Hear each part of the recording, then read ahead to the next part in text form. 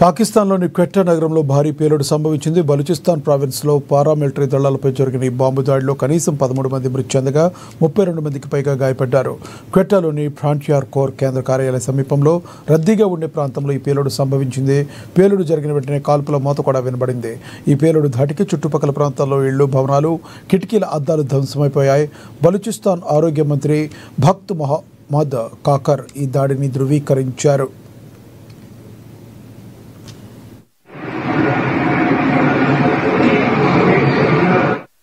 ఈ ఘటనలో గాయపడిన వారిని చికిత్స నిమిత్తం ఆసుపత్రికి తరలించి ఆ ప్రాంతంలో అత్యవసర పరిస్థితి విధించారు.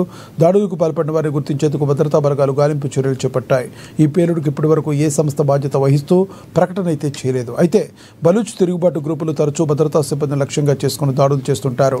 ఈ దాడిని బలూచిస్తాన్ ముఖ్యమంత్రి మీర్ సర్ఫరాజ్ ఖండించారు. ఇది ఉగ్రదాడి అని ఆయన అభివర్ణించారు.